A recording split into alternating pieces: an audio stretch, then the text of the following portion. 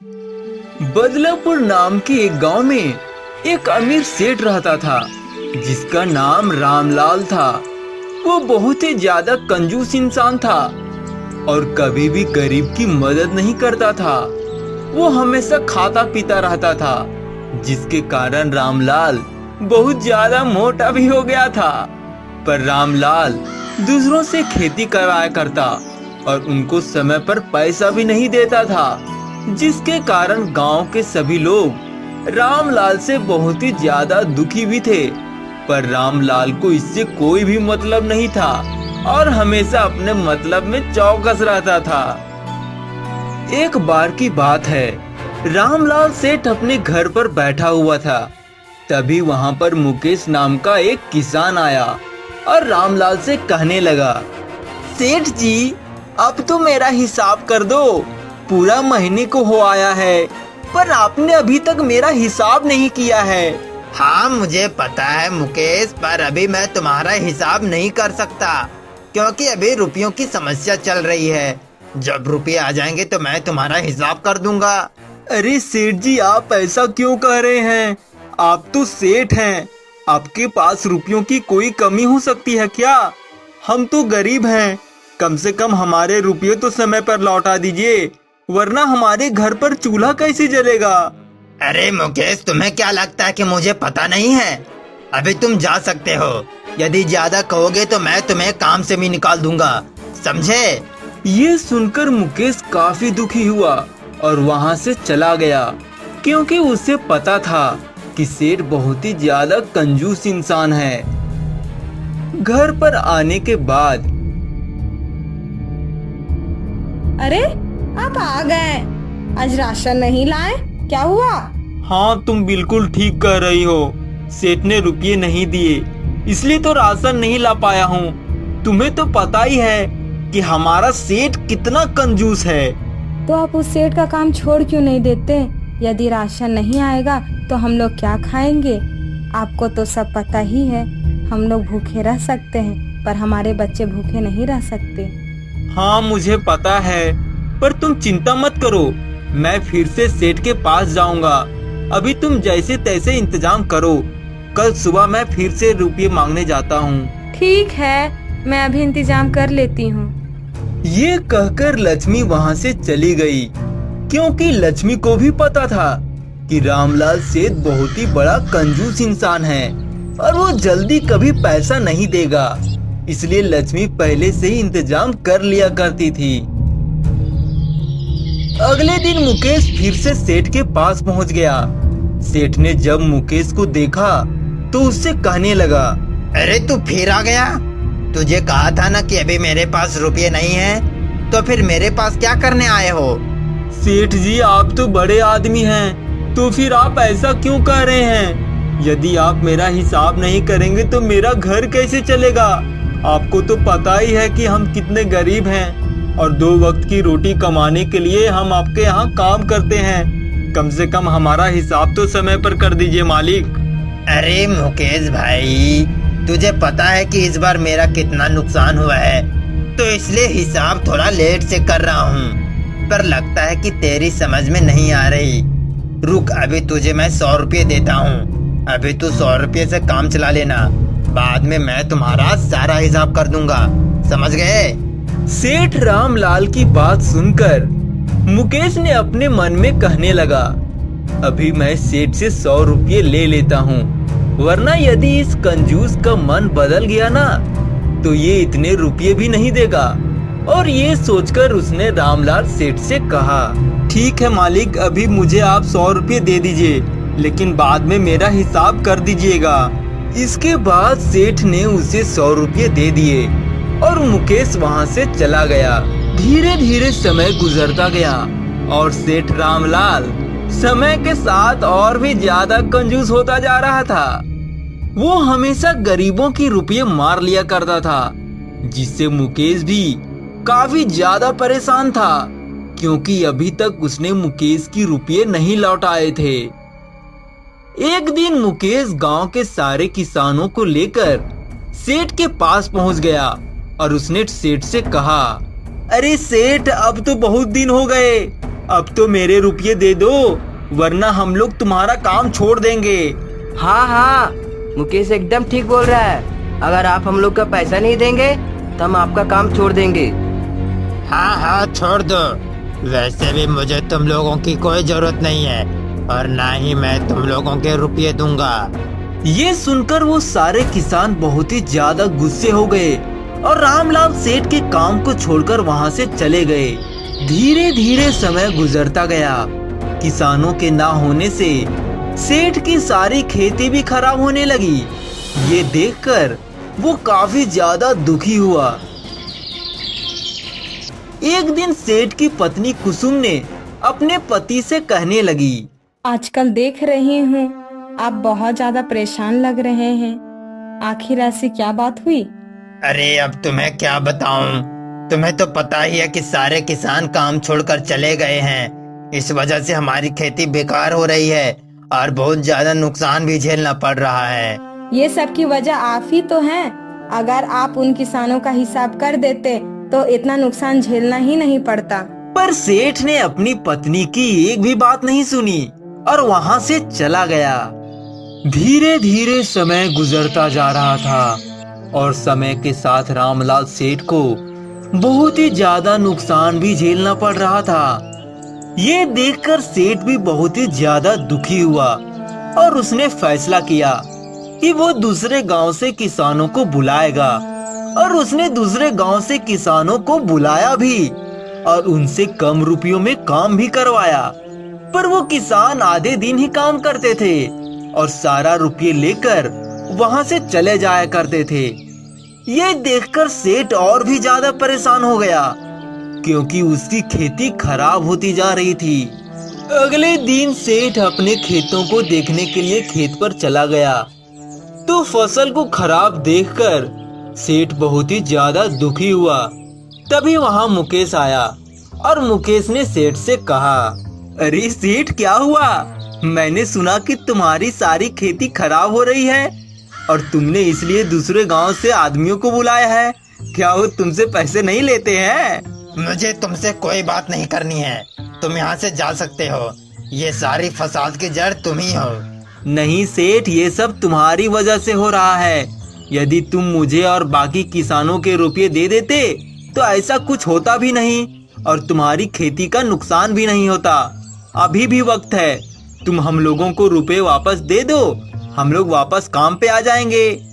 पर सेठ रामलाल ने मुकेश की एक भी बात नहीं सुनी और मुकेश को वहाँ से जाने को कह दिया। पर मुकेश जानता था कि सेठ एक न एक दिन जरूर बुलाएगा क्योंकि वो इतना ज्यादा कंजूस इंसान था कि वो अपना ज्यादा नुकसान नहीं देख सकता था। धीरे धीरे समय गुजरने के साथ सेठ का ज्यादा नुकसान होने लगा और अंत में हारकर सेठ ने सारे किसानों को और मुकेश को अपने पास बुलाया और कहने लगा, मुझे माफ कर दो भाई लोग, मुझसे बहुत बड़ी भूल हो गई जो मैंने तुम लोगों के रुपये नहीं दिए। मैं तुम सभी के रुपये दे रहा हूँ और आगे से पहले ही रुपया दे दिया करूँगा। अब तुम लोग जल्दी से मेरा काम शुरू करो, वरना इस बार मुझे बहुत ज्यादा नुकसान झेलना पड़ेगा। आप चिंता मत कीजिए सेठ, आप बस हमारा हिसाब कर दीजिए, हम लोग अभी काम शुरू करते हैं। ये सुनकर सेठ रामलाल ने उन सारे किसानों और मुकेश का हिसाब कर दिया। मुझे माफ कर दो मुकेश, यदि मैंने तुम्हारी बात मान ली होती तो आज मुझे इतना नुकसान नहीं झेलना पड़ता और ये सब मेरी कंजूसी की वजह से हुआ है। मुझे बहुत ही खुशी हुई सेठ कि आपको अपनी गलती का एहसास हुआ और पता लगा कि कंजूसी करने से कुछ भी हासिल नहीं होता। और अब सेठ रामलाल भी बहुत ही ज्यादा खुश था क्योंकि उसका सारा काम भी हो चुका था और उसके सारे किसान भी वापस लौट आए थे।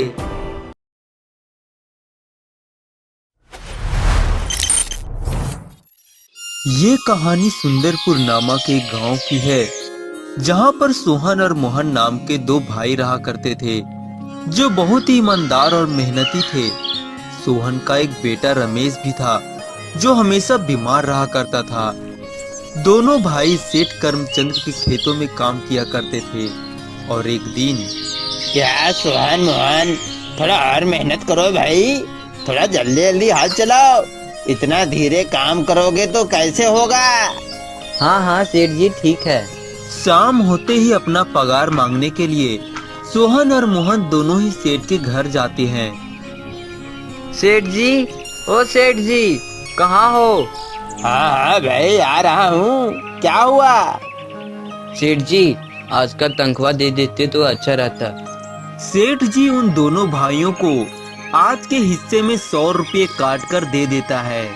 ये क्या सेठ जी, हमारे तो 200 रुपये होते हैं, आप बस 100 रुपये दे रहे हैं। आज तुम दोनों इतना ही रखो, बाकी का कल दूंगा, ठीक है। दोनों भाई उदास होकर अपने घर की ओर चल पड़ते हैं। घर जाते ही दोनों भाई खाना खाने के लिए बैठते ही हैं कि उसी समय दरवाजे पर एक बाबा आ जाते हैं। बेटा, कुछ खाने को मिलेगा? मैं कुछ दिनों से कुछ भी नहीं खाया हूँ। हाँ बाबा आइए, बैठिए, मैं आपका भी खाना निकालता हूँ। और इस तरह तीनों लोग खाना खाने लगते हैं और खाना खाकर सोहन अपने बेटे रमेश को दवा देने लगता है। तुम्हारे बेटे को क्या हुआ है बच्चे?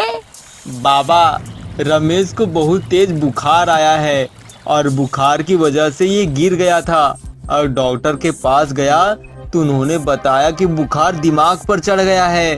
तब से ये ऐसा ही रहता है और ना ही कुछ बोलता है और ना ही कुछ खाता है, बस दिन भर सोया रहता है।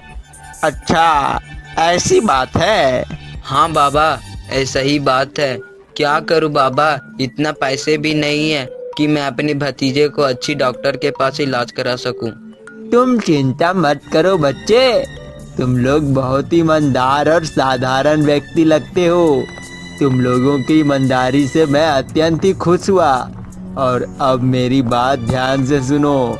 तुम लोगों के घर के बाहर पेड़ के नीचे एक तांबे का मटका है, उसे खोद कर ले लेना, फिर तुम्हारी सारी तकलीफें दूर हो जाएगी। इतना कहकर बाबा वहाँ से चले जाते हैं। लेकिन सोहन और मोहन घर के बाहर एक पेड़ के नीचे खुदाई शुरू कर देते हैं और खोदते खोदते एक सुंदर सा तांबे का मटका निकलता है। वाह भैया, यह तो बहुत ही सुंदर मटका है। हाँ छोटका, यह तो है। अब दोनों भाई उस बर्तन को अच्छी तरह से धोकर घर ले जाते हैं और उसमें कुछ चावल रखते हैं। उसमें चावल रखते ही चावल 2 गुनी हो जाती है। वाह भैया, यह तो जादुई मटका है। हाँ छोटका, यह तो सचमुच जादुई मटका है। चलो इसमें कुछ रुपये डालते हैं। इतना कहकर सोहन उस मटके में एक 100 रुपये का नोट डालता है और पलक झपकते ही वह नोट 2 नोटों में तब्दील हो जाती है। भैया चलो, इसमें खाने के लिए दाल और चीनी भी डालते हैं, शाम का खाना भी हो जाएगा।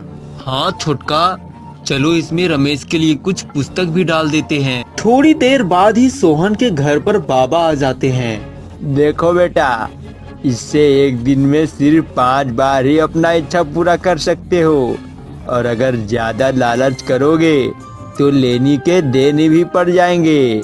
इतना कहकर बाबा वहाँ से चले जाते हैं। अगले सुबह उन्होंने जल्दी से एक सोने के सिक्के को उस जादुई मटके में डाला और वही हुआ, उसका सिक्का 2 गुना हो गया। फिर उन्होंने इस प्रक्रिया को 5 बार दोहराया और अब उनके पास 16 सिक्के हो गए थे। भाई छोटका, इस सिक्के को तुम संभाल कर रखना। मोहन ने उस सिक्के को एक तिजोरी में रख दिया और धीरे धीरे उसके पास बहुत ही ज्यादा सोने के सिक्के हो गए थे।